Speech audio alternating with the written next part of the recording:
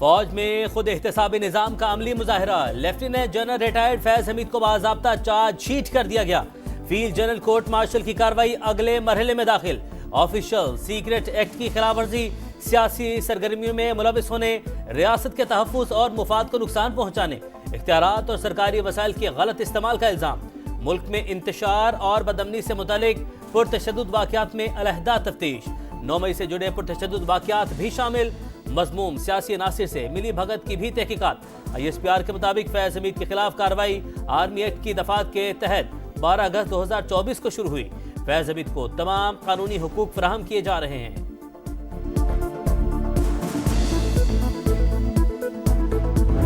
Housing society का मामला है, उसमें झगड़ा था मालकान के दरमियान, जिसमें फिर जनरल फैज हमीद साहब के भाई, गालिबन उनका नाम नजफ साहब है, तो वो दाखिल हुए। फिर इन्होंने कोशिश की ये पूरी सोसाइटी जो है इसको ये खुद कंट्रोल कर लें। उसके घर पे रेड किया और उसे एक दहशतगर्दी के मुकदमे में जो है वो गिरफ्तार किया।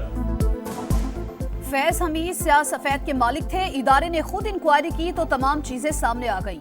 उन्होंने सोसाइटी के मालिक को डराया, धमकाया और दहशतगर्दी के मुकदमे में गिरफ्तार कराया। राना सनाउल्लाह की प्रोग्राम नदीम मलिक लाइव में गुफ्तगू। कहा, पुरतशद्दुद लॉन्ग मार्च के पीछे मंसूबाबंदी फैज हमीद ने की। उन्होंने PDM हुकूमत में ऑडियो लीक्स का सिलसिला जारी रखा। मुझ पर हेरोइन डालने का मामला भी फैज हमीद ने मैनेज किया।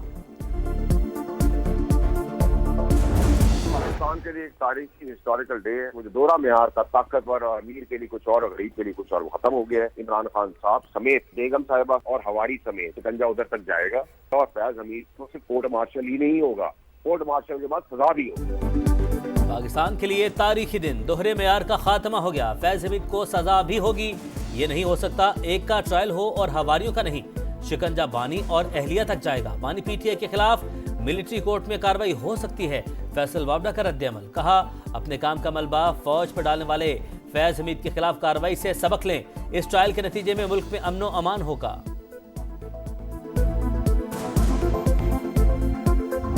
जहाँ तक फैज हमीद साहब का ताल्लुक है, ये फौज का मुकम्मल अंदरूनी मामला है, इससे हमारा कोई लेना देना नहीं है। सियासी मंजरनामे पे इस किस्म के असरात मुरतब नहीं होते। हम तो सिर्फ ये कहते हैं सिविलियन का ट्रायल नहीं हो सकता, रिटायर है या सर्विंग है उनका ट्रायल हो सकता है।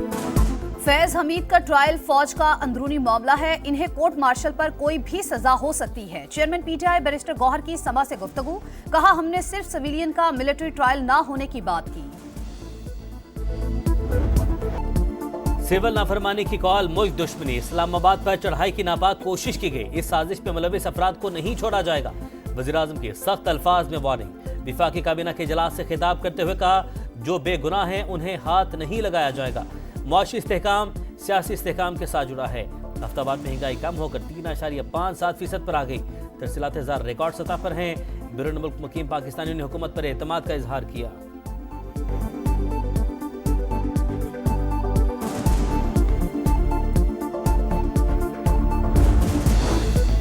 बानी PTI की 9 मई वाकयात की अदालती तहकीकात की दरख्वास्त समाअत के लिए मंजूर। आईनी बेंच ने एतराजात खत्म कर दिए। नंबर लगाकर दोबारा समाअत के लिए मुकर्रर करने की हिदायत। 1.5 साल गुजर चुका, पता तो कर ले उस दिन हुआ क्या था। हामिद खान की सदा। कहा, एहतजाज करने पर फौज बुला ली जाती है। केस दोबारा लगने पर आपको हमारे सवालात पर मुतमईन करना होगा। जस्टिस अमीनुद्दीन के रिमार्क्स। जस्टिस मोहम्मद अली मजहर ने कहा, फौज तो आर्टिकल 245 के तहत तलब होती है। अगर आप उसे मार्शल लॉ कहते हैं तो फिर आर्टिकल 245 को भी चैलेंज करें। बानी के खिलाफ तौहीन अदालत की दरख्वास्त। सुप्रीम कोर्ट का हुकूमत से मजीद हिदायत लेने का मशवरा। नोटिस किया तो बानी PTI को यहाँ पेश भी करना पड़ेगा।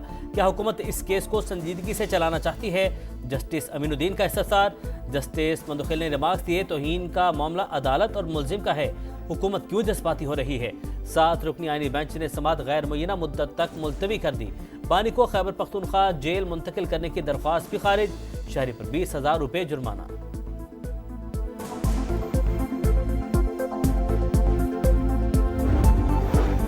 तहरीक इंसाफ की सिविल नाफरमानी की कॉल नाकाम होगी। कोई पाकिस्तानी बिजली गैस के बिल देने से इनकार नहीं करेगा। उन्होंने अब सूबाइयत का नया कार्ड खेलना शुरू कर दिया। इनका एजेंडा किसी सूरत पूरा नहीं होने देंगे। ख्वाजा आसिफ की कौमी असम्बली में गरज बरस। कहा, ये जितनी बार हमला करेंगे हर बार भागेंगे। बानी पीटीआई के हुक्म पर मुज़ाकराती कमेटी बनाई, मुल्क को आगे ले जाना चाह रहे हैं। उमर अयूब का कौमी असम्बली में इज़हार ख्याल। 26 नवंबर के वाक़यात की तहकीकात के लिए जुडिशल कमीशन बनाने का मुतालबा। हुकूमत को बातचीत की पेशकश, लेकिन जवाब नहीं आया। हमारे पास एहतजाज को आगे बढ़ाने के कई ऑप्शंस मौजूद हैं। असद कैसर की मीडिया से गुफ्तगू। सियासी इख्तलाफात के बावजूद कौमी मुफाद में इकट्ठे बैठ सकते हैं। वज़ीर आला खैबर पख्तूनख्वा का पैगाम। कहा, मसाइल के हल के लिए मुज़ाकरात के जरिए इलाही अमल तय करना होगा।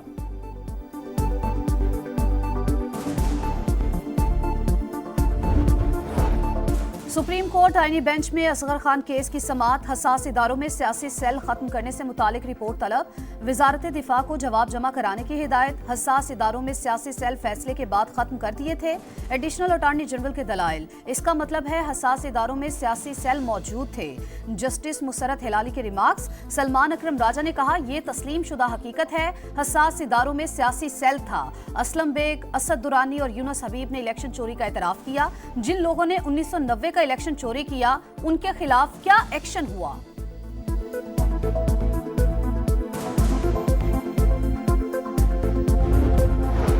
आज IPPs के साथ सेटलमेंट माहिदों की मंजूरी। टैरिफ रिव्यू से कौमी खजाने को 238 अरब का फायदा होगा। आम सार्फिन को भी रिलीफ मिलेगा।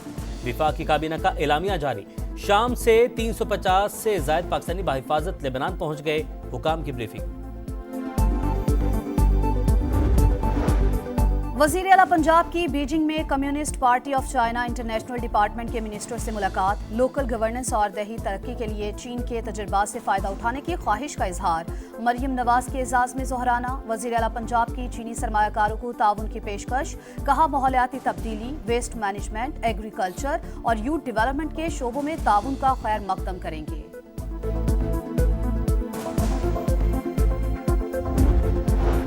पाक सरजमीन को अम दुश्मनों से पाक करने का मिशन। योब में सिक्योरिटी फोर्सेस की कार्रवाई। 15 ख्वारिज हलाक।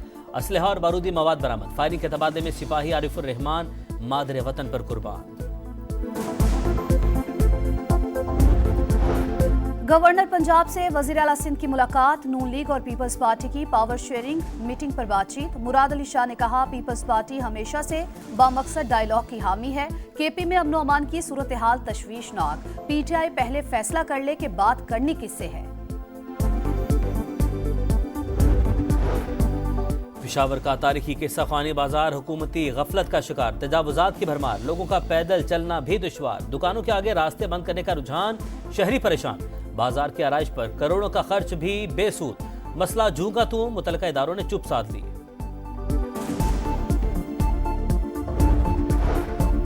शाम में अबूरी हुकूमत के बाद जिंदगी मामूल पर। दमिश्क में दफातर खुल गए। सेंट्रल बैंक ने मुलाजमीन को काम पर बुला लिया। दारुल हुकूमत की सड़कों पर ट्रैफिक मामूल के मुताबिक रवां दवां। इसराइल की इश्तियाल अंगेजी जारी। दमिश्क समेत 310 मकामात पर बमबारी। एयर बेसिस और असलहा डिपो निशाना। सेहूनी फोर्सेज ने गोलान की पहाड़ियों पर कब्जे के बाद बफर जोन भी हथिया लिया। टैंक दमिश्क से 20 किलोमीटर दूरी पर। कतर और सऊदी अरब में इसराइली इकदाम की मजम्मत।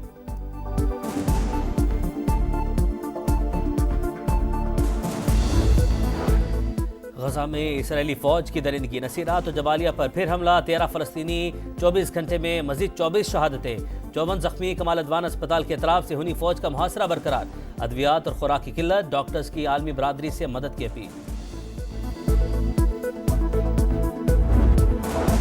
शाहीनों का नया मार्का शुरू। डरबन में पाकिस्तान और जनूबी अफ्रीका का पहला T20। मेजबान टीम की टॉस जीतकर बैटिंग। ग्रीन शर्ट्स की प्लेइंग 11 में बाबर आजम, शाहीन आफरीदी भी शामिल। फला इलाकों में सर्दी का जोर। लह में पारा -13 तक गिर गया। स्कर्दू -7, कल्लात -6, गिलगित और रस्तौर -5 रिकॉर्ड। महकमा मौसमियात की बारिश और पहाड़ों पर बर्फबारी की पेशगोई।